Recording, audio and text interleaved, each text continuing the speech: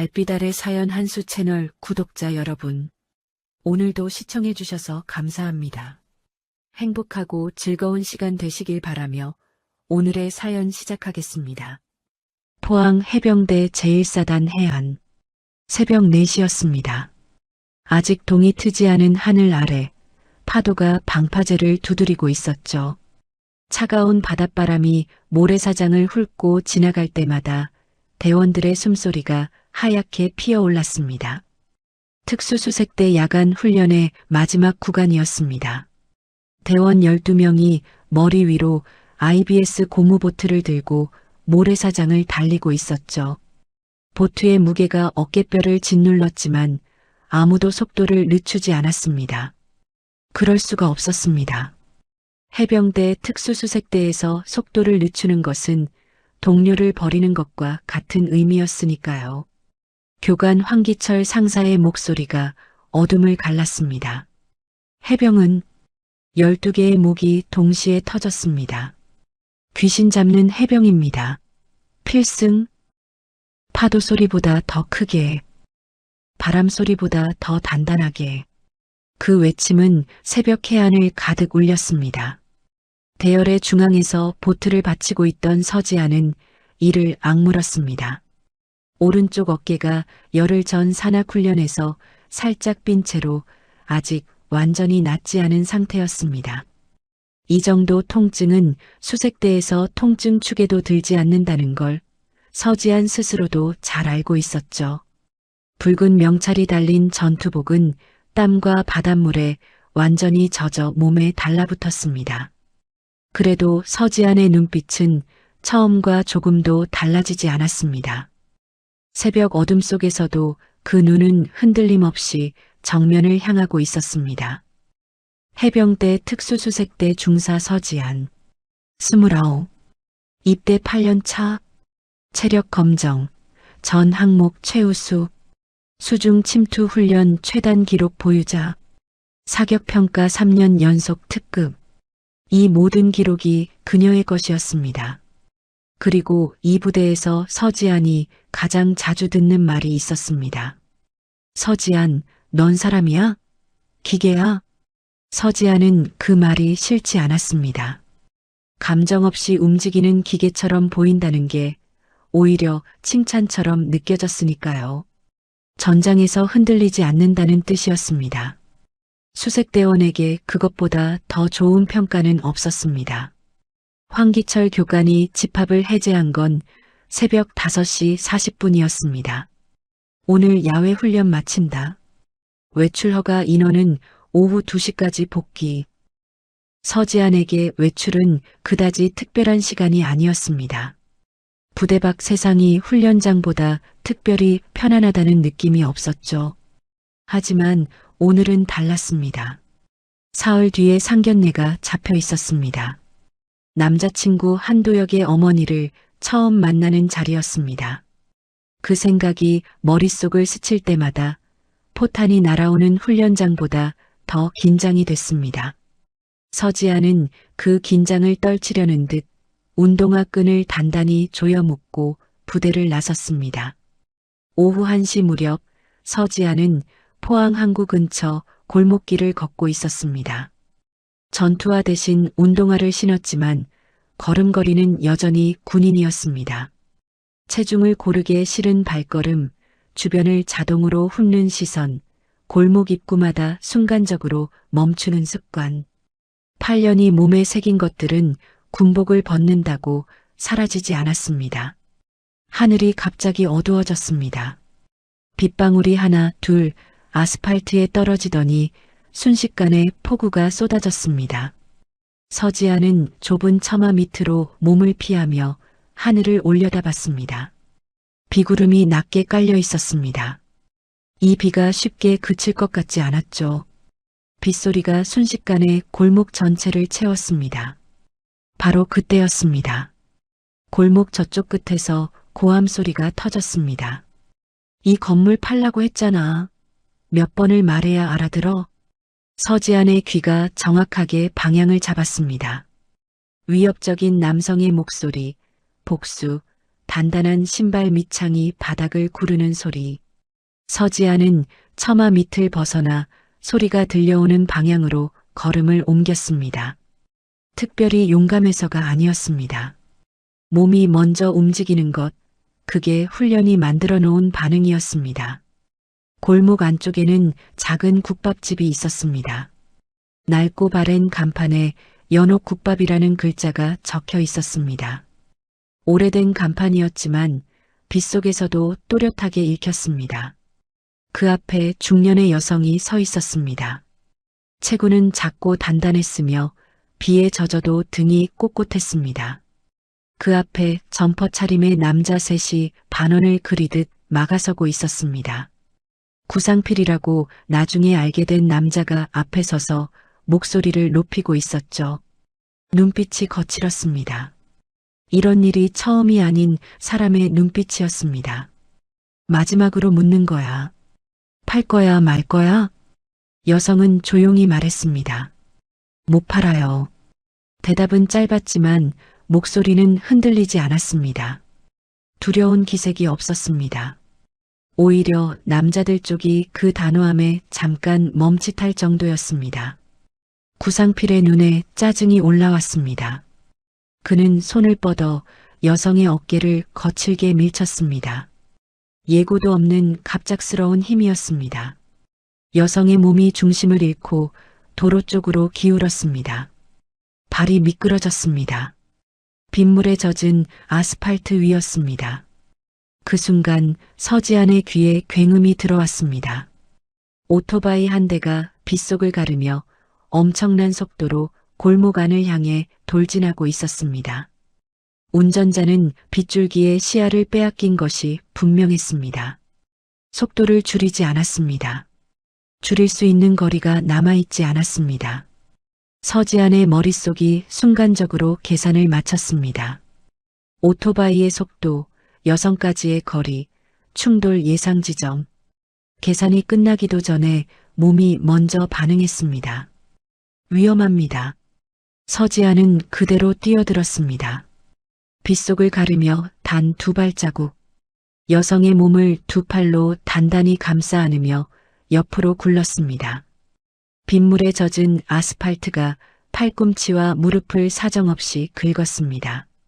뼈가 저릴 만큼 차가운 바닥이었습니다. 그리고 찰나 뒤, 쾅! 오토바이가 바로 옆 콘크리트 벽을 정면으로 들이받았습니다. 충격이 골목 전체를 흔들었습니다. 잔해가 튀었습니다. 그리고 빗소리가 다시 모든 것을 덮었습니다. 짧은 정적. 서지아는 여성을 감싼 채로 천천히 고개를 들었습니다. 심장이 빠르게 뛰었지만 호흡은 고른 편이었습니다. 옆을 확인했습니다. 오토바이 운전자는 안전장비를 착용하고 있었고 의식이 있었습니다. 서지아는 시선을 여성에게로 돌렸습니다. 여성은 작게 헐떡이면서도 서지안을 빤히 바라보고 있었습니다. 두려움은 이미 가신 얼굴이었습니다. 그 대신 뭔가를 꿰뚫어 보는 듯한 고요하고 낯선 눈빛이었습니다. 아가씨 괜찮아요? 서지안이 일어서며 짧게 대답했습니다. 해병입니다. 그 2마디에 남자들이 굳었습니다. 빗속에서 서지안의 가슴팍, 붉은 명찰이 또렷하게 보였습니다. 구상필의 눈이 가늘어졌습니다. 서지안은 그 시선을 정면으로 받으며 꼼짝도 하지 않았습니다. 먼저 눈을 피한 건 구상필이었습니다. 남자들은 욕설을 중얼거리며 빗속으로 물러났습니다. 발소리가 멀어졌습니다. 빗소리만 다시 남았습니다. 서지아는 여성이 온전히 중심을 잡을 때까지 옆에 서 있었습니다. 여성은 처마 안으로 들어와 서지안을 마주봤습니다. 아까와 같은 눈빛이었습니다. 감사함 한 겹 아래에 무언가를 측량하는 눈빛이 있었습니다. 이름이 뭐예요? 서지안입니다. 여성이 천천히 고개를 끄덕였습니다. 나는 최연옥이에요. 짧은 침묵이 흘렀습니다. 처마에서 빗물이 규칙적으로 떨어졌습니다. 최연옥이 조용히 물었습니다. 요즘 해병대도 그렇게 몸부터 던지나요? 서지안이 웃었습니다. 해병은 원래 그렇습니다. 최연옥도 천천히 웃었습니다. 그 웃음이 어딘가 익숙했습니다. 오랫동안 같은 것을 바라보아 온 사람의 웃음이었습니다. 하지만 서지아는 그때 알지 못했습니다. 자신이 두 팔로 감싸 안은 이 여성이 단순한 국밥집 주인이 아니라는 것을, 그리고 이 빗속 골목에서의 만남이 사흘 뒤 전혀 다른 장소에서 전혀 다른 방식으로 다시 이어지리라는 것을, 최연옥의 눈빛에 담긴 그 낯선 온기의 정체를 서지아는 아직 짐작조차 하지 못했습니다. 그렇게 사흘이 지났어요. 서울 종로구 한 한정식집 앞 오후 12시 50분이었습니다. 서지아는 식당 입구 앞에 서서 두 번째로 옷매무새를 고쳤습니다. 평소라면 하지 않을 행동이었습니다. 전투복 단추를 잠그거나 전투 장비를 점검할 때는 한 번으로 충분했습니다. 하지만 오늘은 달랐습니다. 연한 베이지색 원피스가 몸에 맞는지, 머리카락이 단정하게 정리됐는지, 구두굽이 너무 높지는 않은지, 서지아는 유리문에 비친 자신의 모습을 보며 낯설다는 생각을 했습니다. 거울 속 사람이 자신이 맞는지 잠깐 의심이 들 정도였습니다. 옆에서 한도혁이 웃음을 참으며 말했습니다. 수색대도 긴장하네. 서지안이 앞을 보며 말했습니다. 전투보다 이런 자리가 더 어렵습니다. 도혁이 웃음을 터뜨렸습니다. 야, 상견례가 전투보다 어려우면 어떡해. 웃을 일이 아닙니다. 서지안은 진심이었습니다. 전투는 훈련으로 준비할 수 있었습니다. 교범이 있었고 절차가 있었고 몸이 기억하는 반응이 있었습니다. 하지만 오늘 이 자리에는 교범이 없었습니다. 어떤 말을 해야 좋은 첫인상을 남길 수 있는지, 어느 정도 웃어야 딱딱하지 않으면서도 가볍지 않아 보이는지, 그 어느 것도 훈련으로 준비된 것이 없었습니다. 도혁이 서지안의 손을 살짝 잡았습니다. 우리 엄마 원래 무서운 분 아니야. 그냥 편하게 대해도 돼. 서지안이 고개를 끄덕였습니다. 하지만 손에서 힘이 빠지지 않았습니다. 8년간 훈련으로 단련된 손이 오늘따라 어디에 두어야 할지 몰랐습니다. 식당 안은 조용하고 단정했습니다. 미닫이 문 너머로 나지막한 음악 소리가 들렸습니다. 자리는 이미 예약되어 있었고 도혁의 어머니는 아직 오지 않은 상태였습니다. 서지안과 도혁은 자리에 앉아 차를 받았습니다. 서지안은 찻잔을 손에 쥔 채로 입구 쪽을 주시했습니다. 군인의 눈이 자동으로 문을 향하고 있었습니다. 오후 1시 정각, 미닫이 문이 열렸습니다. 늦어서 죄송합니다. 서지안은 반사적으로 그쪽으로 시선을 돌렸습니다. 그리고 손이 멈췄습니다. 찻잔을 내려놓던 손이 허공에서 그대로 굳어버렸습니다. 문 앞에 서 있는 사람, 단정하게 차려입은 감색 재킷, 짧고 단아하게 정리된 머리카락. 체구는 작고 단단했으며 등이 꼿꼿했습니다. 그 얼굴을 서지아는 사흘 전 빗속 골목에서 정확히 기억하고 있었습니다. 폭우 속에서 오토바이를 피해 함께 굴렀던 그 사람이었습니다. 최연옥. 서지안의 입에서 말이 튀어나왔습니다. 어르신? 도혁이 고개를 돌렸습니다. 둘이 아는 사이야? 최연옥도 멈췄습니다. 눈이 서지안을 향했습니다. 그리고 잠깐 아주 짧은 침묵이 흘렀습니다. 최연옥의 눈빛이 빗속 골목에서와 똑같은 방식으로 서지안을 훑쳤습니다. 조용히 하지만 놓치는 것 없이. 그리고 웃었습니다. 세상 참 좁네요. 도혁이 둘을 번갈아 봤습니다. 어디서 만났어? 최연옥이 자리에 앉으며 말했습니다. 포항에서. 이 아이가 나를 도와줬어. 도혁의 눈이 커졌습니다. 도와줬다고? 무슨 일이 있었어? 최연옥은 짧게 말했습니다. 별일 아니었어. 하지만 서지아는 그 말이 최연옥의 성격에서 나온 것임을 이미 짐작했습니다. 빗속 골목에서 오토바이에 치일 뻔한 순간에도 최연옥의 목소리는 흔들리지 않았습니다. 두려움을 드러내지 않는 것에 익숙한 사람이었습니다. 식사가 차려지기 시작했습니다. 제철 나물과 전, 맑은 탕이 차례로 놓였습니다. 도혁은 분위기를 풀어보려는 듯 이것저것 이야기를 꺼냈습니다. 회사 이야기, 요즘 포항 날씨 이야기. 최연옥은 고개를 끄덕이며 듣다가 자연스럽게 서지안 쪽으로 시선을 돌렸습니다. 지안 씨 수색되죠? 서지안이 젓가락을 내려놓으며 말했습니다. 어떻게 하셨어요? 최연옥이 조용히 웃었습니다. 걸음걸이가 해병대예요. 도혁이 끼어들었습니다. 엄마, 그걸 어떻게 알아? 최연옥은 대답하지 않고 서지안을 바라봤습니다. 그 눈빛이 사흘 전과 같았습니다. 단순한 관심이 아니었습니다. 무언가를 알고 있는 사람의 눈빛이었습니다. 서지아는 조심스럽게 물었습니다. 혹시 군인이셨어요? 최연옥이 찻잔을 들며 말했습니다. 오래전 이야기예요. 그게 전부였습니다. 더 이상 말하지 않았습니다. 하지만 그 짧은 대답이 서지안의 머릿속에 하나의 질문을 남겼습니다. 오래전, 얼마나 오래전인지, 어떤 군인이었는지.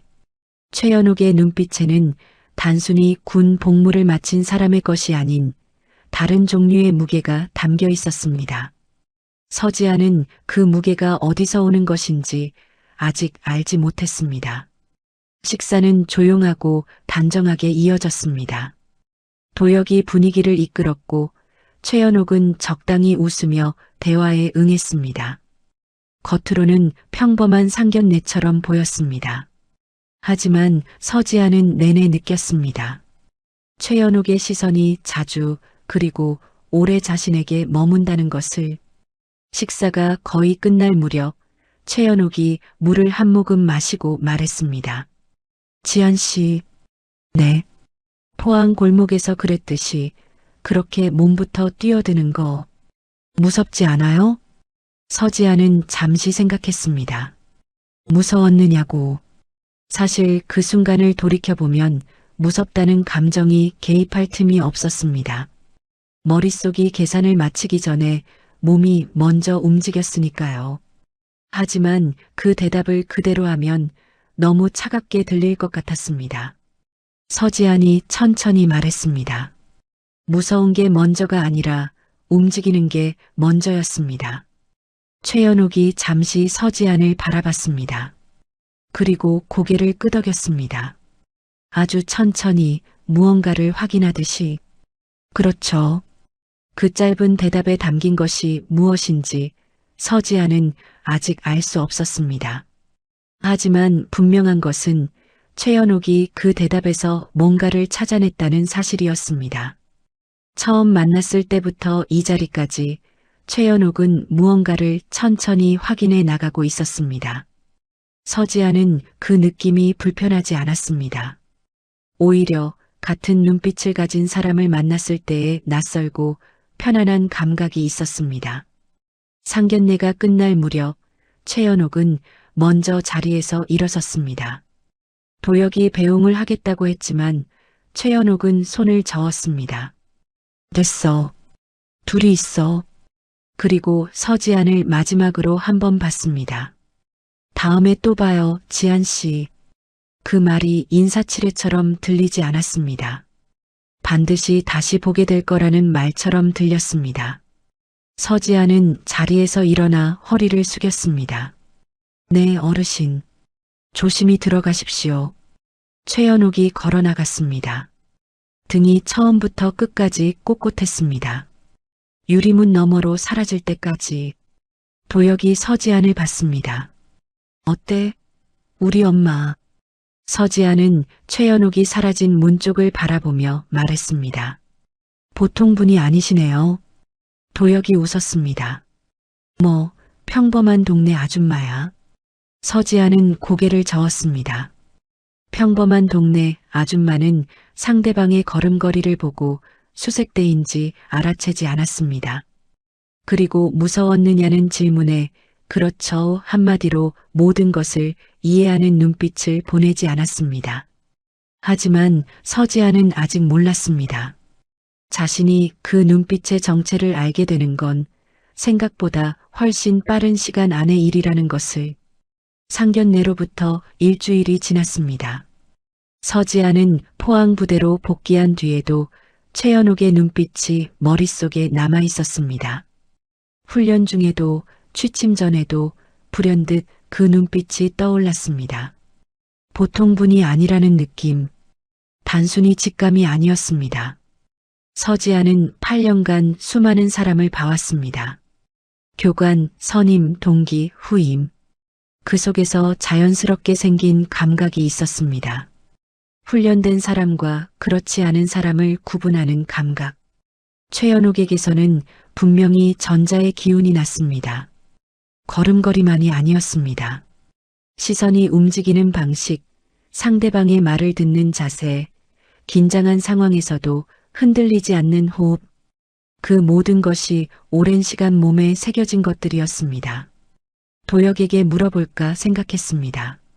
하지만 도혁은 평범한 동네 아줌마라고 했습니다. 어머니의 과거에 대해 딱히 아는 것이 없는 것 같았습니다. 자식이 부모의 모든 것을 아는 것은 아니라는 걸 서지안도 알고 있었습니다. 그러던 어느 저녁이었습니다. 훈련을 마치고 막사로 돌아오는 길에 도혁에게서 문자가 왔습니다. 엄마가 지안이 보고 싶대. 이번 주말에 포항 온다는데 시간 돼? 서지아는 잠시 문자를 바라봤습니다. 최연옥이 먼저 연락을 해왔다는 사실이 뜻밖이었습니다. 상견례를 마치고 며느리 될 사람에게 연락을 취하는 경우가 아예 없는 건 아니었지만 그 속도가 생각보다 빨랐습니다. 서지아는 짧게 답했습니다. 네, 괜찮습니다. 주말 오후 포항 시내 작은 카페였습니다.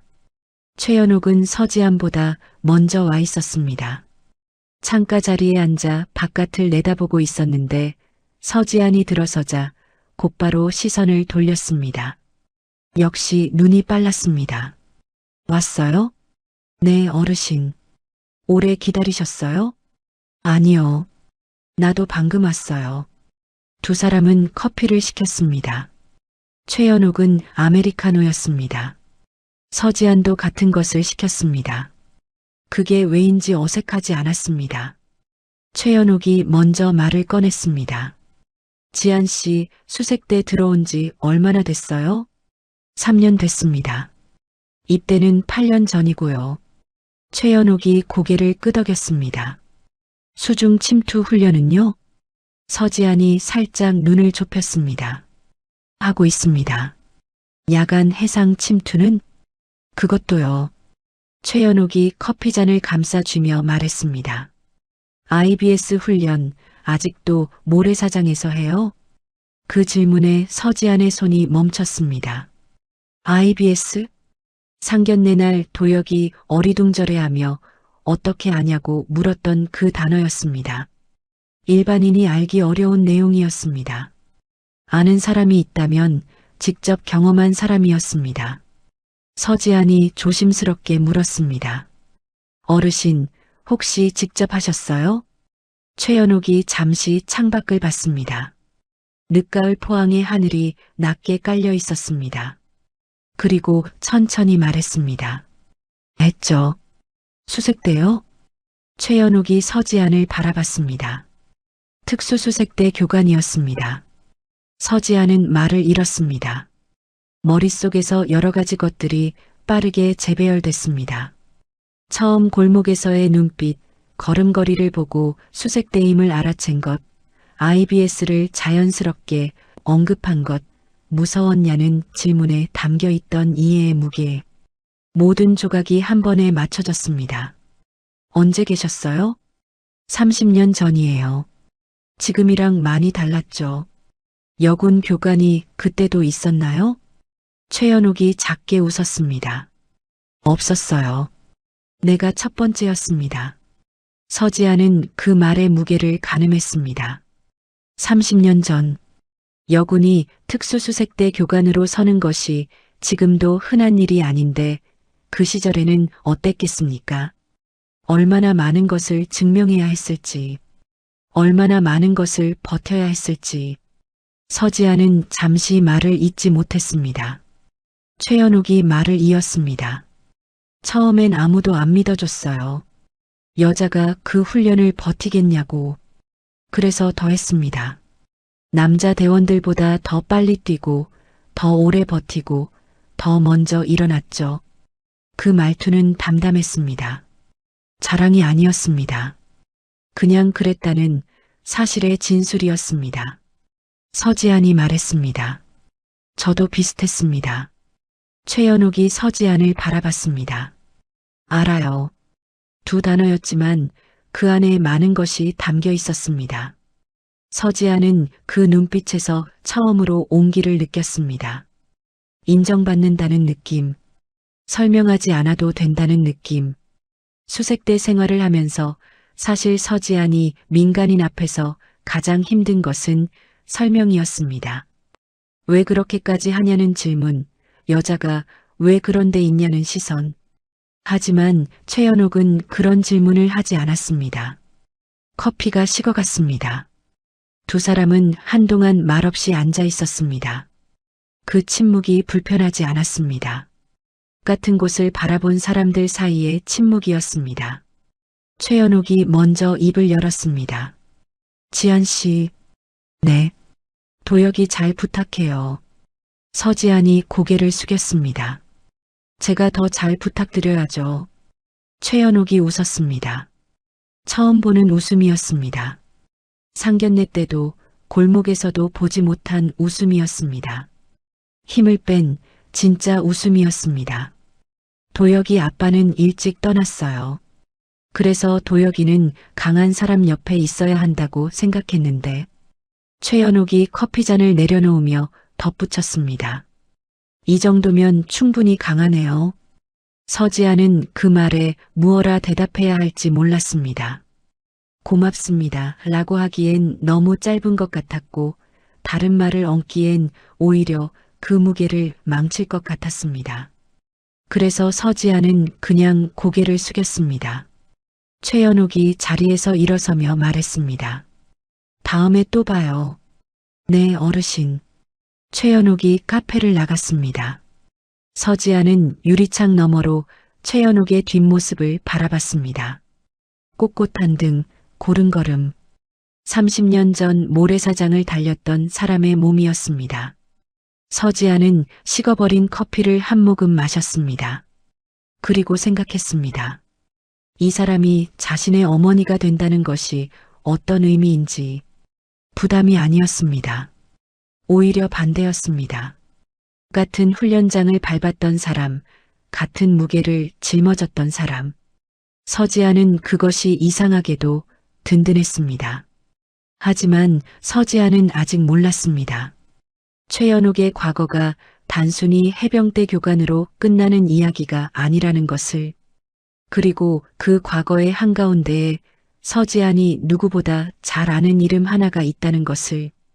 그로부터 2주가 지났습니다. 서지안은 훈련 일정이 빡빡한 주간을 보내고 있었습니다. 새벽 5시 기상, 오전 체력 훈련, 오후 전술 훈련, 야간 침투 훈련. 하루가 빠르게 소진됐습니다. 몸은 익숙하게 따라갔지만 머릿속 한편에는 계속 최연옥이 걸렸습니다. 카페에서 나눈 대화가 자꾸 떠올랐습니다. 특수수색대 교관이었다는 말, 첫 번째 여군 교관이었다는 말, 그리고 그 모든 말을 자랑이 아닌 사실처럼 내뱉던 목소리. 서지아는 그날 저녁 도혁에게 전화를 걸었습니다. 도혁 씨, 어머니 과거에 대해서 얼마나 알아요? 도혁이 잠시 뜸을 들이다가 말했습니다. 군대 있었다는 거? 그 정도밖에 몰라. 왜? 특수수색대 교관이셨어요. 그것도 첫 번째 여군 교관. 전화 너머에서 도혁이 잠시 말을 잇지 못했습니다. 진짜? 네. 엄마한테 직접 들었어? 네. 도혁이 낮게 웃었습니다. 그거 나한테는 한 번도 말 안 했는데. 서지아는 그 말을 듣고 잠시 생각했습니다. 최연옥이 아들에게는 말하지 않은 것을 처음 만난 며느리 후보에게는 꺼냈다는 게 의미심장했습니다. 설명하지 않아도 알아들을 사람이라고 판단했기 때문일 겁니다. 서지아는 그 판단이 틀리지 않았다는 걸 알았습니다. 그 주 금요일 저녁이었습니다. 도혁이 포항으로 내려왔습니다. 셋이 함께 저녁을 먹자고 했고 최연옥도 흔쾌히 응했습니다. 장소는 도혁이 골랐습니다. 포항 시내의 작은 한식집이었습니다. 메뉴판도 없이 그날 나오는 것을 내어주는 집이었는데 최연옥이 예전에 자주 들렀던 곳이라고 했습니다. 셋이 자리를 잡고 앉았습니다. 도혁이 어색함을 없애려는 듯 이런저런 이야기를 꺼냈습니다. 서지아는 조용히 들으며 최연옥의 표정을 살폈습니다. 최연옥은 도혁의 말에 적당히 반응하면서도 시선은 종종 서지안에게 머물렀습니다. 음식이 나왔습니다. 된장찌개와 제육볶음, 잡곡밥이었습니다. 소박했지만 깊은 맛이었습니다. 서지아는 오랜만에 제대로 된 밥을 먹는 기분이었습니다. 부대 식당도 나쁘지 않았지만 이런 온기가 담긴 밥은 달랐습니다. 도혁이 밥을 먹다가 불쑥 말했습니다. 엄마, 나 지안이한테 들었어. 수색대 교관이었다고. 최연옥이 서지안을 봤습니다. 서지안이 말했습니다. 말씀드려도 되는 줄 알았습니다. 죄송합니다. 최연옥이 고개를 저었습니다. 괜찮아요. 숨길 거였으면 말을 안 했겠죠. 도혁이 물었습니다. 그럼 진짜야? 수색대 교관? 그랬습니다. 왜 나한테는 한 번도 말 안 했어? 최연옥이 잠시 생각하다가 말했습니다. 내가 물어본 적이 없었으니까. 도혁이 멋쩍게 웃었습니다. 그건 그렇네. 최연옥이 밥을 한 숟가락 뜨며 조용히 말했습니다. IBS 훈련 아직도 모래사장에서 해요? 서지안이 대답했습니다. 네. 새벽에 합니다. 보트 들고 뛰는 구간은 지금도 똑같습니다. 최연옥이 고개를 끄덕였습니다. 그게 제일 힘들죠. 어깨가 빠질 것 같고 발은 모래에 잠기고. 서지안이 말했습니다. 맞습니다. 처음엔 그 구간이 끝이 없는 것 같았습니다. 지금은요? 서지안이 잠시 생각하다가 말했습니다. 지금은 그 구간이 시작되면 오히려 마음이 좀 편해집니다. 끝이 있다는 걸 알고 있으니까요. 최연옥이 서지안을 바라봤습니다. 그거 알기까지 얼마나 걸렸어요? 2년 정도요. 최연옥이 조용히 웃었습니다. 나는 3년 걸렸어요. 도혁이 두 사람을 번갈아 보며 말했습니다. 무슨 소리 하는 거야, 둘이. 서지안과 최연옥이 동시에 도혁을 봤습니다. 그리고 서로를 봤습니다. 도혁은 끝까지 이해하지 못하는 표정이었습니다. 그게 어쩐지 웃겼습니다. 서지아는 오랜만에 자연스럽게 웃음이 나왔습니다. 식사가 무르익어갈 무렵이었습니다. 최연옥이 찻잔을 들며 말했습니다. 지안 씨, 아버지는요? 서지안이 대답했습니다. 계십니다. 지금 부산에 사세요. 무슨 일 하세요? 예비역이세요. 지금은 작은 사업하십니다. 최연옥이 가볍게 물었습니다. 군인이었어요? 네. 해병대였습니다. 그 순간이었습니다. 최연옥의 손이 아주 잠깐 멈췄습니다. 찻잔을 들다가 허공에서 잠깐 정지하는 것 같았습니다. 서지아는 그것을 놓치지 않았습니다. 훈련된 눈이었습니다. 하지만 최연옥은 곧바로 자연스럽게 찻잔을 내려놓았습니다. 표정에 아무것도 드러내지 않았습니다. 해병대요. 네. 특수수색대 출신이십니다. 또 한 번의 침묵. 이번엔 조금 더 길었습니다. 도혁은 제육볶음을 먹으며 아무것도 눈치채지 못하고 있었습니다. 하지만 서지아는 최연옥의 눈빛이 달라졌다는 것을 알아챘습니다. 무언가를 삼키는 눈빛이었습니다. 감정이 있었지만 드러내지 않으려는 의지가 더 강한 눈빛이었습니다. 최연옥이 조용히 물었습니다. 성함이 어떻게 돼요? 서지안이 대답했습니다. 서민석이십니다. 최연옥이 찻잔을 두 손으로 감쌌습니다. 손끝이 아주 미세하게 긴장하는 것 같았습니다. 서지아는 그 손을 바라봤습니다. 그리고 직감했습니다. 이 이름이 최연옥에게 낯선 이름이 아니라는 것을. 최연옥이 말했습니다. 아, 그래요. 딱 그 한마디였습니다. 더 묻지 않았습니다. 더 말하지 않았습니다.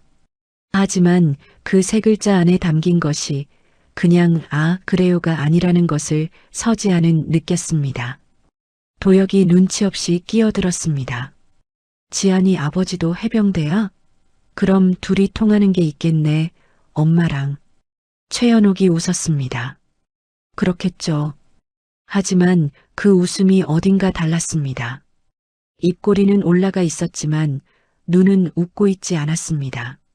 무언가를 오래전에 접어두었다가 갑자기 다시 꺼내게 된 사람의 표정이었습니다. 저녁이 끝났습니다. 셋은 식당 밖으로 나왔습니다. 도혁이 주차장으로 먼저 걸어가는 사이 최연옥이 서지안 옆에 잠시 섰습니다. 지안 씨, 네. 최연옥이 포항 앞바다 쪽을 바라보며 말했습니다. 아버지한테 안부 전해줘요. 서지안이 고개를 끄덕이려다 멈췄습니다. 혹시 아버지를 아세요? 최연옥은 잠시 아무 말도 하지 않았습니다. 바람이 두 사람 사이를 지나갔습니다. 오래전에 같은 부대였어요. 그게 전부였습니다. 최연옥은 더 이상 말을 잇지 않았습니다. 그리고 주차장 쪽으로 걸어갔습니다. 꼿꼿한 등이 어둠 속으로 멀어졌습니다. 서지아는 그 자리에 서서 최연옥의 뒷모습을 바라봤습니다. 오래전에 같은 부대. 그 말이 서지안의 머릿속에서 맴돌았습니다. 단순한 동기였다면, 단순한 선우임이었다면 그 짧은 한마디에 그 무게가 실리지 않았을 겁니다. 하지만 최연옥의 목소리는 분명히 달랐습니다. 오래된 것을 건드렸을 때만 나오는 목소리였습니다. 서지아는 차가운 포항의 밤바람을 맞으며 서 있었습니다. 머릿속에서 조각들이 천천히 움직이고 있었습니다. 아직 맞춰지지 않은 조각들이었습니다. 하지만 서지아는 직감했습니다. 이 조각들이 결국 하나의 그림을 만들어낼 것이라는 것을, 그리고 그 그림 안에 아버지 서민석의 이름이 있다는 것을. 서지아는 그날 밤 잠을 이루지 못했습니다. 막사 침대에 누워 천장을 바라보면서 머릿속에서는 최연옥의 목소리가 계속 재생됐습니다. 오래전에 같은 부대였어요. 그 짧은 문장이 자꾸 걸렸습니다. 단순한 동기 사이에서 나올 수 있는 말이 아니었습니다. 서민석이라는 이름을 들었을 때 찻잔을 쥔 손끝이 미세하게 긴장하던 것, 눈은 웃지 않은 채 입꼬리만 올라갔던 그 표정. 서지아는 그것들을 하나씩 다시 떠올렸습니다. 훈련에서 상황을 분석하듯 차분하게. 결론은 하나였습니다. 최연옥과 서민석 사이에는 단순한 전후 이상의 무언가가 있었습니다. 서지아는 다음 날 아침 아버지에게 전화를 걸었습니다. 부산에 사는 서민석은 아침 일찍 일어나는 사람이었습니다. 예비역 해병대의 습관은 나이가 들어도 쉽게 가시지 않았습니다. 지안아, 웬일이야 아침부터. 아버지, 최연옥이라는 분 아세요? 전화기 너머가 조용해졌습니다. 서지아는 그 침묵을 가만히 기다렸습니다. 아버지가 모른다면 바로 되물었을 겁니다. 하지만 서민석은 바로 대답하지 않았습니다. 그 침묵 자체가 대답이었습니다. 어디서 들었어? 서지안이 말했습니다. 도혁 씨 어머니세요. 또 침묵이 흘렀습니다. 이번에는 더 길었습니다. 도혁이 어머니가 최연옥이야? 네. 서민석이 낮게 숨을 내쉬었습니다. 그 숨소리 하나에 여러 가지 감정이 섞여 있었습니다. 서지아는 아버지의 숨소리를 평생 들어왔습니다. 기쁠 때, 힘들 때, 무언가를 삼킬 때의 숨소리를 알았습니다. 지금은 마지막 것이었습니다. 잘 계시대? 네. 건강해 보이셨습니다. 그렇구나. 서민석은 더 이상 말을 잇지 않았습니다. 서지안도 더 캐묻지 않았습니다. 어떤 이야기는 직접 물어서 나오는 것이 아니라는 걸 알았습니다. 특히 아버지 같은 사람에게는요. 서민석은 감정을 말로 꺼내는데 익숙한 사람이 아니었습니다. 해병대에서 보낸 세월이 그를 그렇게 만들었거나 아니면 원래 그런 사람이었거나. 아버지, 응, 나중에 이야기해 줄 수 있어요? 서민석이 잠시 있다가 말했습니다. 나중에. 전화가 끊겼습니다. 서지아는 휴대폰을 내려놓으며 창밖을 바라봤습니다. 포항의 아침 하늘이 차갑고 맑았습니다. 멀리 바다가 보였습니다. 저 바다를 30년 전에도 누군가 바라봤겠지 하는 생각이 들었습니다. 그날 오후 훈련이 끝난 뒤였습니다. 황기철 교관이 서지안을 불렀습니다. 서중사 잠깐. 서지안이 교관실로 들어갔습니다. 황기철은 서류를 정리하다가 고개를 들었습니다. 다음 달 훈련 일정 조정됐다. 야간 해상 침투 훈련이 2주 앞당겨졌어. 알겠습니다. 황기철이 잠시 서지안을 바라봤습니다. 요즘 뭔가 생각 많은 것 같던데. 서지안이 말했습니다. 아닙니다. 황기철이 피식 웃었습니다. 수색대원이 거짓말은 잘 못하네. 서지안은 대답하지 않았습니다. 황기철이 다시 서리로 시선을 내리며 말했습니다. 개인 사정은 개인 사정이고 훈련은 훈련이야. 하지만 머릿속이 두 군데 있으면 둘 다 망쳐. 명심하겠습니다. 서지아는 교관실을 나왔습니다. 황기철의 말이 틀리지 않았습니다. 하지만 머릿속을 비우는 것이 말처럼 쉽지 않았습니다. 최연옥과 서민석 사이의 이야기, 그리고 그 이야기가 지금 자신의 삶과 어떻게 연결되어 있는지, 그것이 자꾸 생각의 표면으로 올라왔습니다. 그날 저녁 최연옥에게서 문자가 왔습니다. 지안 씨, 이번 주말에 시간 돼요? 할 말이 있어요. 서지아는 잠시 문자를 바라봤습니다. 할 말이 있다는 것이 무엇인지 짐작이 됐습니다. 아니, 짐작이 가면서도 확신할 수 없었습니다. 서지아는 답장을 보냈습니다. 네, 시간 됩니다. 주말 오후 두 사람은 다시 카페에서 만났습니다. 지난번과 같은 자리였습니다. 최연옥이 먼저 와 있었고 아메리카노가 2잔 나와 있었습니다. 서지안이 자리에 앉자 최연옥이 말했습니다. 민석이한테 전화했죠? 서지안이 말했습니다. 네. 뭐라 하던가요? 잘 계시냐고 물으셨습니다. 최연옥이 창밖을 바라봤습니다.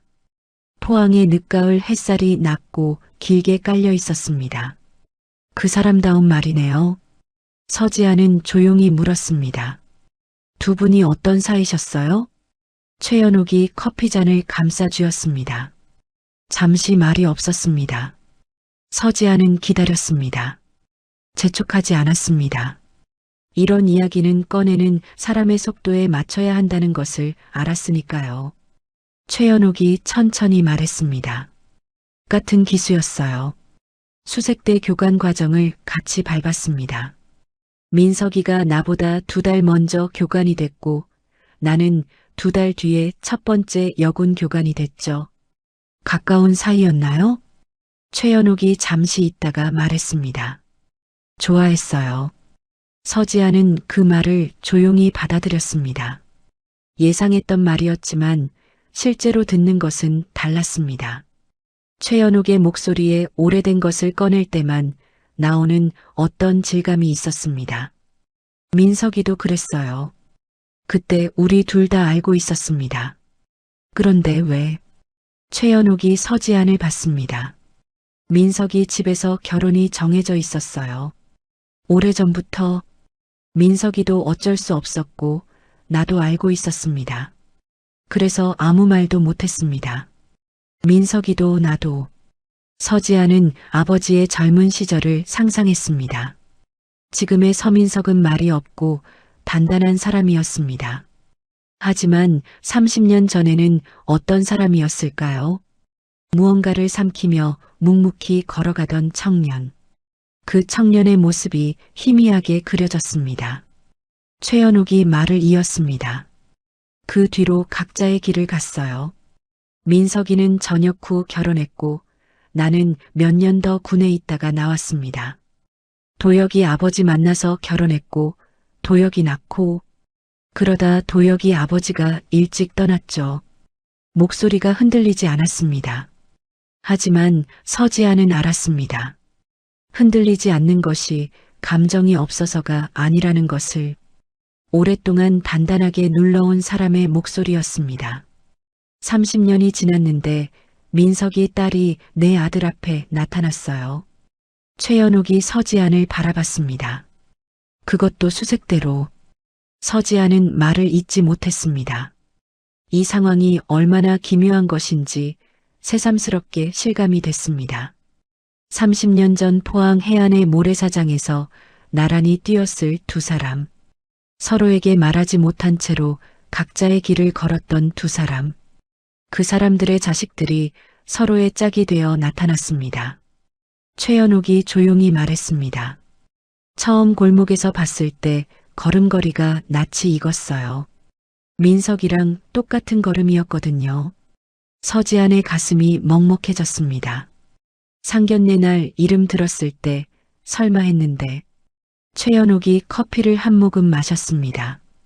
세상이 이렇게 돌아오는구나 싶었습니다. 두 사람은 한동안 말이 없었습니다. 카페 안에 잔잔한 음악이 흘렀습니다. 창밖으로 낮은 햇살이 길게 드리워졌습니다.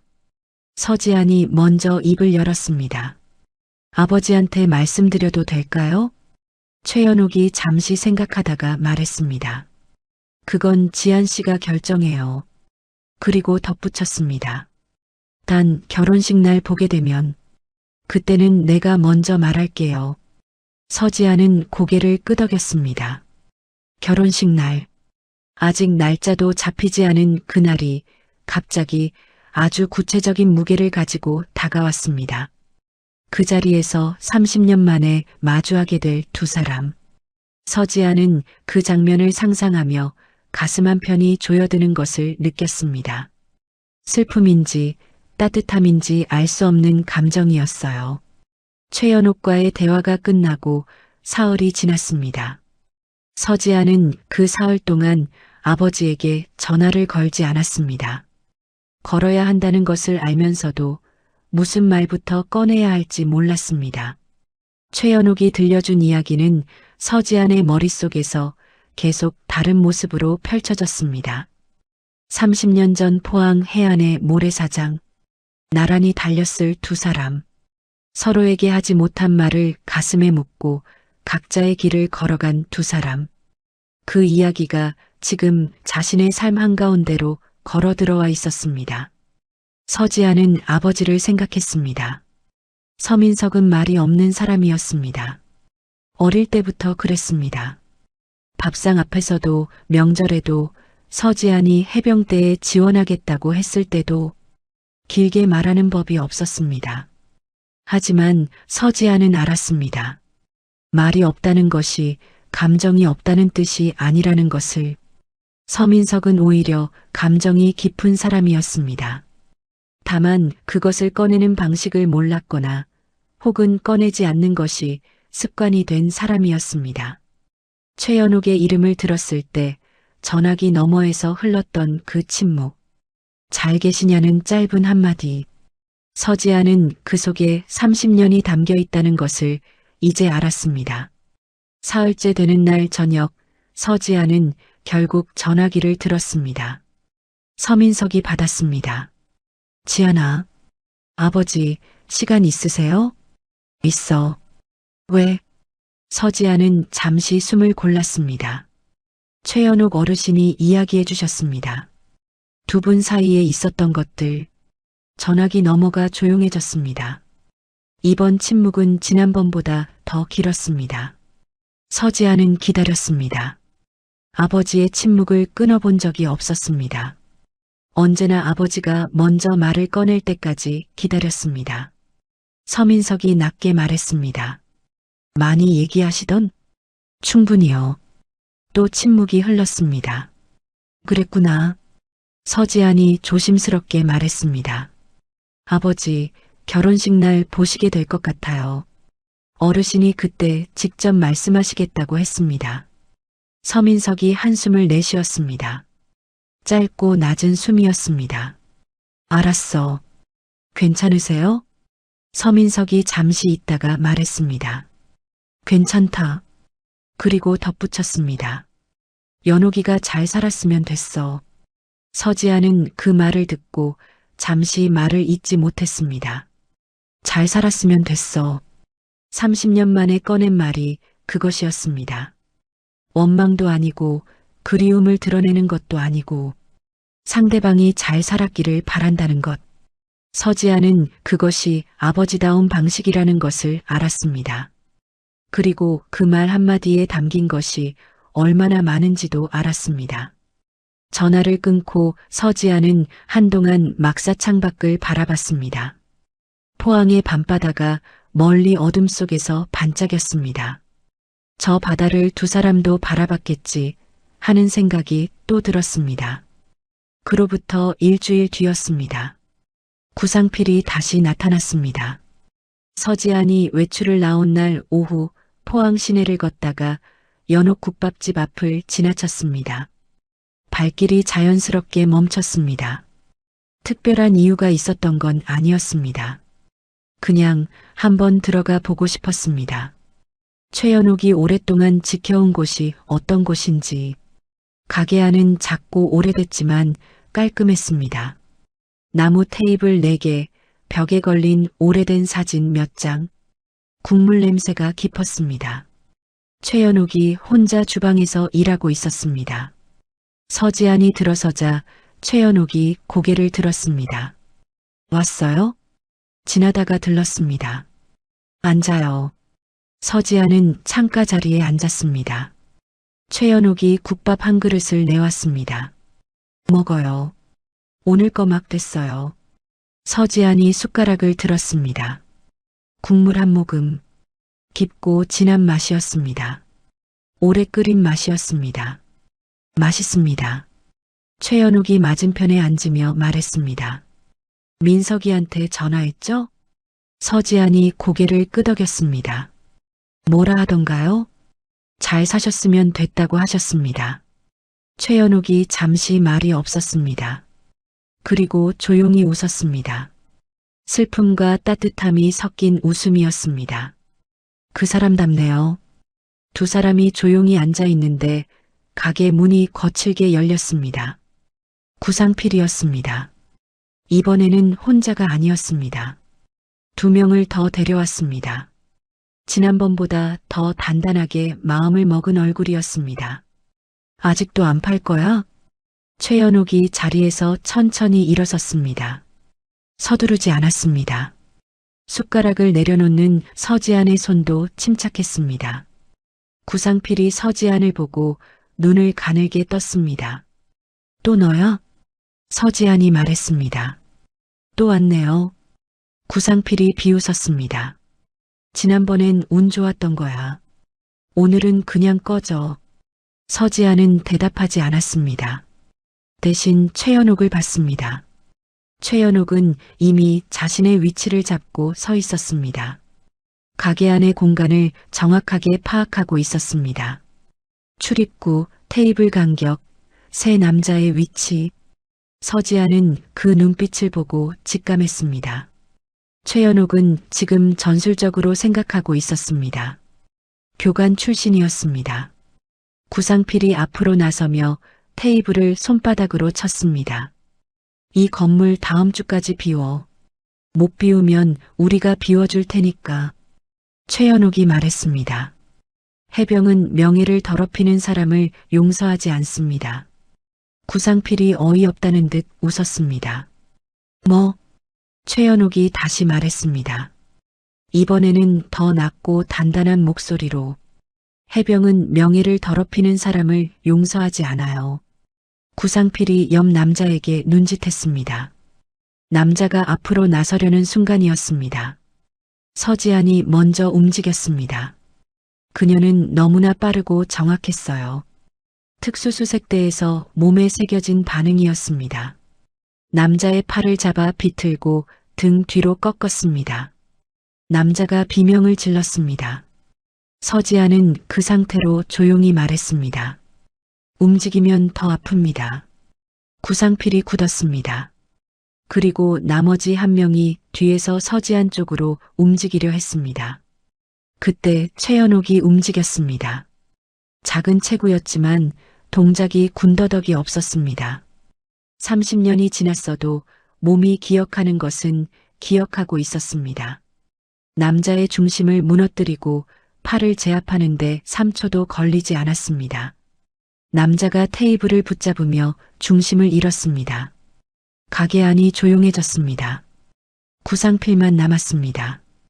혼자 서지안과 최연옥이 나란히 서 있었습니다. 구상필의 눈이 두 사람을 번갈아 봤습니다. 뭔가를 계산하는 눈이었습니다. 그리고 그 계산이 자신에게 불리하게 나왔다는 것을 깨달았습니다. 서지안이 말했습니다.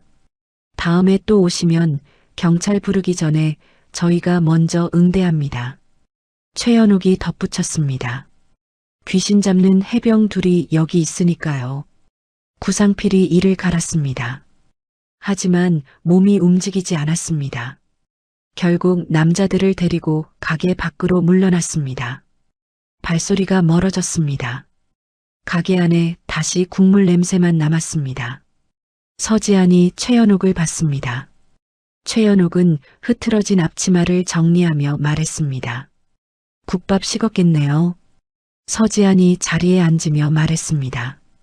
데워주시면 됩니다. 최연옥이 국밥 그릇을 들고 주방으로 들어가며 작게 웃었습니다.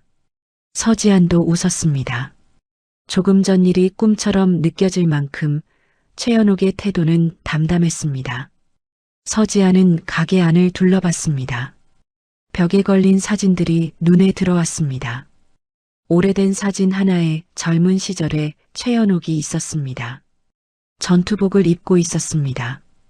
등이 꼿꼿했습니다. 지금과 똑같았습니다. 그 옆에 해병대 부대 마크가 새겨진 낡은 액자가 걸려 있었습니다. 서지아는 그 액자를 바라보며 생각했습니다.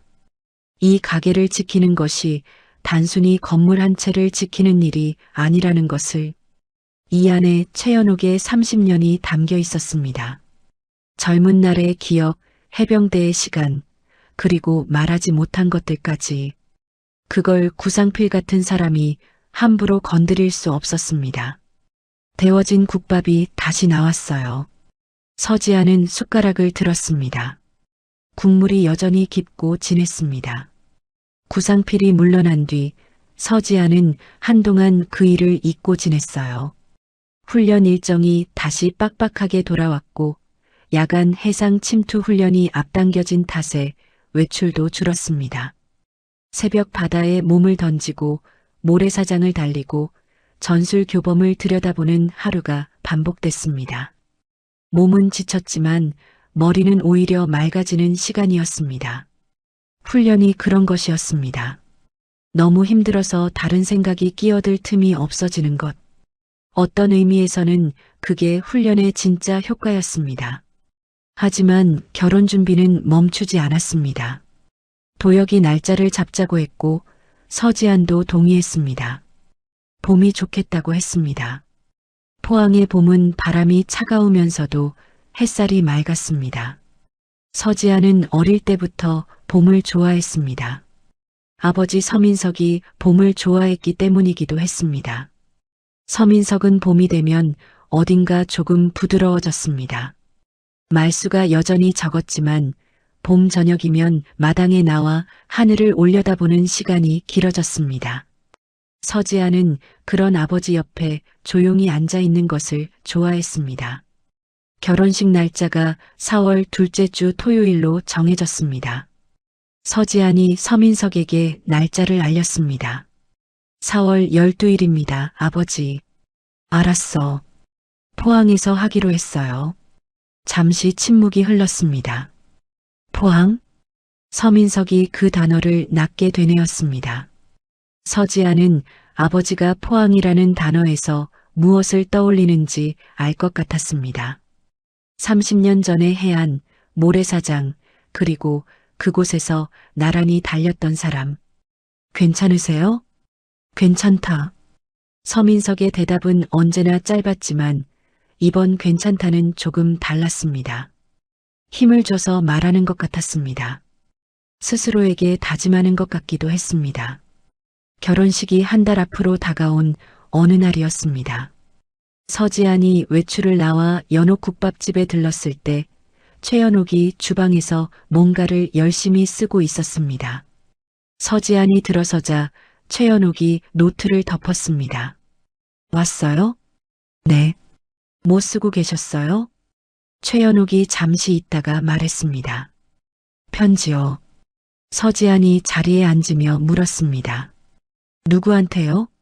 최연옥이 대답하지 않았습니다. 대신 주방으로 들어가 국밥을 떠왔습니다. 서지아는 더 묻지 않았습니다. 짐작이 됐습니다. 그리고 그 짐작을 입 밖에 내는 것이 적절하지 않다는 것도 알았습니다. 국밥을 먹는 동안 두 사람은 한동안 말이 없었습니다. 최연옥이 맞은편에 앉아 창밖을 바라봤습니다. 포항의 겨울이 막바지였습니다. 하늘이 낮고 흐렸습니다. 최연옥이 먼저 말을 꺼냈습니다. 결혼식 준비는 잘 돼가요? 네. 날짜 잡혔습니다. 4월 12일이요. 최연옥이 고개를 끄덕였습니다. 드레스는요? 아직요. 다음 주에 보러 가기로 했습니다. 최연옥이 잠시 서지안을 바라봤습니다. 같이 가도 돼요? 서지안이 말했습니다. 당연하죠. 최연옥이 작게 웃었습니다. 서지안도 웃었습니다. 드레스를 고르는 일이 서지안에게는 사실 막막한 일이었습니다. 전투복은 8년간 입었지만 드레스는 생전 처음이었습니다. 무엇을 봐야 할지, 어떤 것이 잘 어울리는지 혼자 판단할 자신이 없었습니다. 최연옥이 함께 가겠다고 한 것이 솔직히 반가웠습니다. 다음 주 토요일 두 사람은 포항 시내 웨딩숍을 찾았습니다. 서지안이 드레스를 입고 나왔을 때 최연옥이 잠시 말을 잃었습니다. 서지안도 거울 앞에서 어색하게 서 있었습니다. 드레스가 낯설었습니다. 어깨가 드러나는 게 특히 어색했습니다. 훈련으로 만들어진 어깨였습니다. 부드럽지 않았습니다. 서지안이 거울을 보며 말했습니다. 이상하죠? 최연옥이 말했습니다. 아니요. 그리고 서지안 옆에 서서 거울을 함께 봤습니다. 강한 사람이 드레스를 입으면 더 빛나요. 부드러운 척 안 해도 되니까. 서지안은 그 말을 듣고 거울 속 자신을 다시 봤습니다. 최연옥의 말이 맞는 것 같았습니다. 억지로 부드러워 보이려 하지 않으니 오히려 그 자체로 괜찮아 보였습니다. 드레스를 결정하고 웨딩숍을 나왔을 때였습니다. 최연옥이 걸으며 조용히 말했습니다. 지안 씨, 네. 결혼식 날 민석이 보면 내가 먼저 다가갈 거예요. 서지안이 최연옥을 봤습니다. 최연옥은 앞을 보며 걷고 있었습니다. 30년 동안 못한 말이 있어요. 결혼식 날은 할 수 있을 것 같아요. 서지안이 물었습니다. 어떤 말인데요? 최연옥이 잠시 생각하다가 말했습니다. 괜찮다고, 잘 살았다고. 서지안의 가슴이 조용히 조여들었습니다. 괜찮다는 말, 그 짧은 말이 30년의 무게를 담고 있었습니다. 원망하지 않는다는 것, 잘 지냈다는 것, 그리고 이제는 놓아도 된다는 것. 그 모든 것이 두 단어 안에 있었습니다. 서지아는 말했습니다. 아버지도 같은 말씀하실 것 같습니다. 최연옥이 고개를 끄덕였습니다. 그럼 됐어요. 두 사람은 나란히 걸었습니다. 포항의 겨울 저녁 바람이 차가웠습니다. 하지만 걸음이 무겁지 않았습니다. 그런데 골목 모퉁이를 돌아서는 순간이었습니다. 구상필이 서 있었습니다. 이번에는 혼자였습니다. 표정이 지난번과 달랐습니다. 흥분이 아니라 싸늘하게 가라앉은 얼굴이었습니다. 오히려 그게 더 위험했습니다. 흥분한 사람보다 차가워진 사람이 더 어떤 짓을 할지 모르는 법이었습니다. 구상필이 말했습니다. 오래 버티네. 최연옥이 멈추지 않았습니다. 서지안도 멈추지 않았습니다. 두 사람은 그대로 걸었습니다. 구상필 쪽으로. 구상필이 서지안 앞에 서며 막아섰습니다. 이번엔 군인 코스프레 안 통해. 나 고소할 테면 해봐. 내가 누구랑 연결돼 있는지 알아? 서지안이 구상필을 바라봤습니다. 표정을 바꾸지 않았습니다. 위협에 반응하지 않는 것도 훈련이었습니다. 상대가 원하는 반응을 주지 않는 것. 구상필의 눈이 흔들렸습니다. 예상했던 반응이 나오지 않자 잠깐 당황하는 것이 보였습니다. 최연옥이 구상필 앞에 섰습니다. 체구가 훨씬 작았습니다. 하지만 눈빛이 달랐습니다. 수십 명의 훈련병을 세워놓고 교관 자리에 섰던 사람의 눈빛이었습니다. 당신이 연결돼 있는 사람이 누구든 우리는 상관없어요. 구상필이 비웃었습니다. 왜요? 최연옥이 말했습니다. 우리는 귀신도 잡으니까요. 그 순간 골목 입구에서 발소리가 들렸습니다. 서지안이 시선을 돌렸습니다. 황기철 교관이었습니다. 그리고 그 뒤로 수색대 동기 2명이 서 있었습니다. 전부 사복이었지만 걸음걸이가 군인이었습니다. 황기철이 서지안을 보고 고개를 들었습니다. 서지안이 외출 중에 연옥 국밥집에 자주 들른다는 것을 황기철은 알고 있었습니다. 그리고 이 골목에서 한 번 사고가 있었다는 것도 들었습니다. 서지안은 따로 말하지 않았지만 부대 안에서 소문은 빠르게 돌았습니다. 황기철이 구상필 옆에 서며 조용히 말했습니다. 여기 해병대 몇 명이나 있는지 세어봤어요? 구상필이 주변을 둘러봤습니다. 서지안, 최연옥, 황기철, 동기 2명, 5명이었습니다. 구상필의 얼굴에서 핏기가 빠졌습니다. 황기철이 덧붙였습니다. 이 동네 해병대 동문이 몇 명인지는 알고 있죠? 구상필이 아무 말도 하지 못했습니다. 서지안이 말했습니다. 마지막 기회입니다. 조용히 돌아가시면 오늘 일은 없던 걸로 합니다. 구상필은 주먹을 쥐었다 폈습니다. 그리고 이를 갈며 돌아섰습니다. 발소리가 골목에서 멀어졌습니다. 황기철이 서지안을 보며 말했습니다. 밥은 먹었어? 서지안이 말했습니다. 먹으러 가던 중이었습니다. 황기철이 최연옥에게 고개를 숙였습니다. 서중사 어머님 되세요? 최연옥이 웃었습니다. 곧 그렇게 되죠. 황기철이 말했습니다. 연옥 국밥집 소문 많이 들었습니다. 저희도 한 그릇 할 수 있을까요? 최연옥이 걸음을 옮기며 말했습니다. 해병대면 밥값 안 받아요. 황기철이 웃었습니다. 서지안도 웃었습니다. 5명이 나란히 골목을 걸었습니다. 포항의 겨울 저녁 바람이 등을 밀었습니다. 구상필의 그림자는 이미 골목 어디에도 없었습니다. 그리고 그것으로 충분했어요. 4월 12일 토요일, 포항에 봄이 왔습니다. 바다에서 불어오는 바람이 차갑지 않았습니다. 아직 완전히 따뜻하지는 않았지만 겨울의 날카로움이 빠진 바람이었습니다. 결혼식장 앞마당에 심어진 벚나무에서 꽃잎이 하나씩 떨어졌습니다. 포항신의 작은 웨딩홀이었지만 봄 햇살이 유리창을 가득 채우고 있어서 크고 화사하게 느껴졌습니다. 하객들이 하나둘 들어서고 있었습니다. 도역의 직장 동료들, 서지안의 동기들, 양쪽 친척들, 그리고 해병대 출신 하객들이 꽤 됐습니다. 사복을 입었지만 걸음걸이가 군인인 사람들이 여럿이었습니다. 서지아는 신부 대기실에서 거울을 마주하고 있었습니다. 웨딩숍에서 골랐던 그 드레스였습니다. 어깨가 드러나는 스타일. 최연옥이 강한 사람이 드레스를 입으면 더 빛난다고 했던 그 드레스였습니다. 거울 속에 선 자신이 여전히 낯설었지만 지난번처럼 어색하지는 않았습니다. 익숙해진 것이 아니라 받아들여진 것이었습니다. 서지아는 거울을 바라보며 생각했습니다.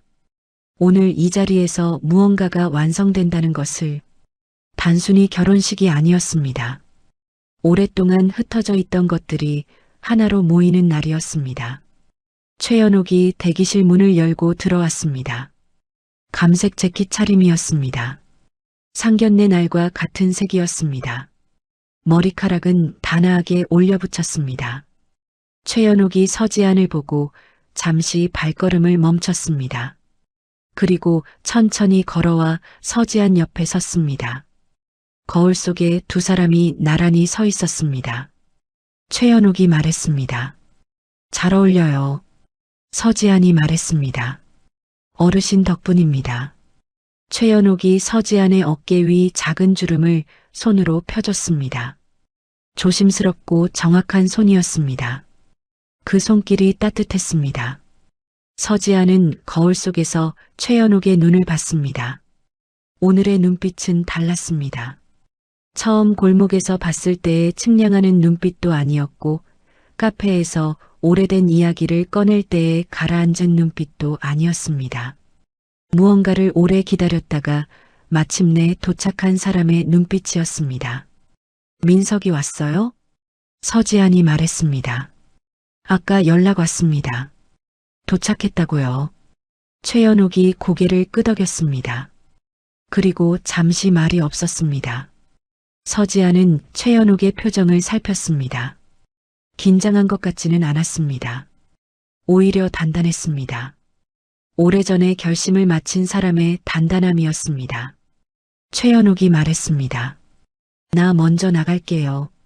서지안이 고개를 끄덕였습니다. 최연옥이 대기실을 나갔습니다. 문이 조용히 닫혔습니다. 서지아는 거울 앞에 혼자 남아 숨을 한 번 깊게 들이마셨습니다. 오늘 이 자리에서 자신이 할 일은 아름답게 걸어가는 것이었습니다. 하지만 서지안이 가장 신경 쓰이는 것은 드레스도 걸음걸이도 아니었습니다. 하객석 어딘가에서 30년 만에 마주하게 될 두 사람이었습니다. 결혼식장 안. 하객들이 자리를 잡았습니다. 서민석은 앞쪽에서 세 번째 줄에 앉아 있었습니다. 짙은 감색 정장이었습니다. 머리카락이 희끗했지만 등이 꼿꼿했습니다. 예비역 해병대의 자세는 나이가 들어도 가시지 않았습니다. 서민석은 앞을 바라보며 조용히 앉아 있었습니다. 손을 무릎 위에 모은 채로 호흡이 고른 것 같았지만 서지안이 봤다면 알았을 겁니다. 아버지가 긴장했을 때 무릎 위에 손을 모으는 것을, 그것이 서민석이 감정을 다스리는 방식이었습니다. 그때였습니다. 최연옥이 입장했습니다. 하객석 통로를 따라 걸어오는 최연옥을 서민석이 봤습니다. 정확히 언제 봤는지는 알 수 없었습니다. 하지만 최연옥이 자리를 찾아 걷는 동안 서민석의 눈이 그쪽을 향했습니다.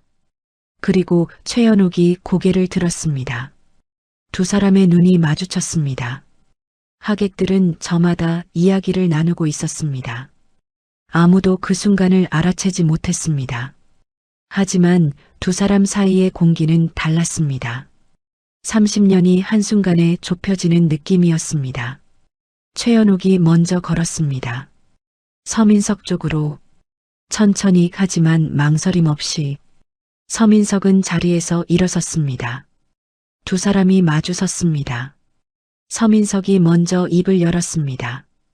연옥이 오랜만이다. 목소리가 낮고 조용했습니다. 주변 소음에 묻힐 것 같은 목소리였지만 최연옥에게는 또렷하게 들렸습니다. 최연옥이 웃었습니다. 해병은 평생 해병이죠. 그 한마디가 인사였습니다. 30년을 건너뛴 인사였습니다. 어색하지 않았습니다. 두 사람 사이에 흐르는 것이 어색함이 아니었습니다. 오래된 것이 다시 익숙해지는 감각이었습니다. 서민석이 말했습니다. 그때 미안했다. 최연옥이 고개를 저었습니다. 집안에서 결혼이 정해져 있었던 거 나도 알고 있었어. 민석이 잘못이 아니었어요. 서민석이 말했습니다. 그래도 말은 했어야 했는데. 최연옥이 잠시 서민석을 바라봤습니다. 그 눈빛 안에 30년이 담겨 있었습니다. 말하지 못한 것들, 각자 걸어온 길들, 그리고 그 모든 것이 지나간 자리에 남은 것들까지. 괜찮아요. 그 두 마디가 전부였습니다. 하지만 그 안에 담긴 것은 전부가 아니었습니다. 원망하지 않는다는 것, 잘 살아왔다는 것, 그리고 이제는 그것으로 충분하다는 것. 서민석이 30년 동안 어딘가에 묻어두었던 무언가가 그 두 마디에 조용히 녹아드는 것 같았습니다. 서민석의 눈가에 주름이 깊어졌습니다. 말을 하지 않았습니다. 할 수 없었습니다. 하지만 최연옥은 알았습니다. 잠시 침묵이 흘렀습니다. 그때 결혼 행진곡이 울렸습니다. 하객들이 일제히 입구를 향해 고개를 돌렸습니다. 서민석과 최연옥도 돌아봤습니다. 서지안이 걸어오고 있었습니다. 웨딩드레스를 입은 서지안이었습니다. 어깨가 드러나고 등이 꼿꼿했습니다. 눈빛은 언제나처럼 흔들림이 없었습니다. 수줍어하거나 어색해하지 않았습니다. 그냥 서지안이었습니다. 전투복 대신 드레스를 입었을 뿐 걸음의 무게는 똑같았습니다. 도혁이 서지안을 바라보며 웃었습니다. 입꼬리가 귀에 걸렸습니다. 서민석은 딸이 걸어오는 모습을 바라봤습니다. 눈이 촉촉해졌습니다. 서민석은 눈을 한번 감았다 떴습니다. 감정을 다스리는 방식이었습니다. 최연옥이 서민석 옆에서 조용히 말했습니다. 민석아, 응, 내 딸 참 괜찮다. 서민석이 웃었습니다. 말을 하지 않고 그냥 웃었습니다. 최연옥도 웃었습니다. 두 사람이 나란히 서서 서지안이 걸어오는 것을 바라봤습니다. 서민석이 낮게 말했습니다. 해병대잖아. 최연옥이 고개를 끄덕였습니다. 그래, 해병대지. 그리고 잠시 후 덧붙였습니다. 내가 좋아했던 사람의 딸이 내 며느리가 될 줄은 몰랐어. 서민석이 말했습니다. 세상 참 묘하다. 최연옥이 웃었습니다. 묘하지 않아요. 해병대끼리는 결국 연결되게 돼 있어요. 서민석이 최연옥을 봤습니다. 최연옥도 서민석을 봤습니다. 30년 전 모래사장에서 나란히 달렸던 두 사람이 지금은 각자의 자식들이 하나가 되는 자리에서 나란히 서 있었습니다. 그 자리에 오기까지 각자가 걸어온 길이 얼마나 긴지 두 사람만 알았습니다. 서지안이 도혁 곁에 섰습니다. 주례의 목소리가 결혼식장을 채웠습니다. 하객들이 조용해졌습니다. 서지안은 정면을 바라봤습니다. 훈련장에서 전방을 바라보던 것과 같은 눈빛으로. 하지만 그 안에 담긴 것은 달랐습니다. 훈련장에서는 임무가 있었습니다. 오늘은 사람이 있었습니다.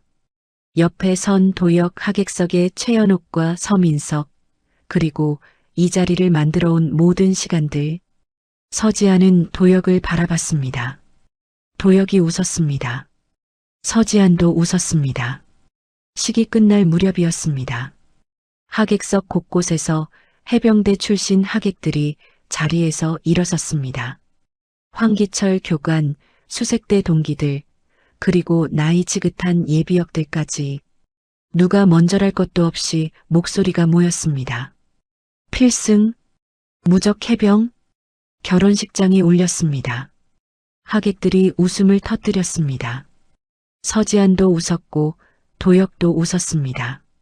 서민석이 조용히 따라 말했습니다. 입술만 움직였지만 최연옥이 봤습니다.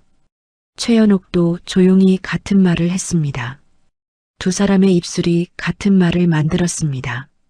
30년 전 모래사장에서 함께 외쳤던 그 말이었습니다. 필승. 그날 포항의 봄 햇살이 결혼식장 유리창을 가득 채웠습니다. 벚꽃잎이 창밖에서 조용히 날렸습니다. 서지안과 도역이 나란히 걸어 나왔습니다.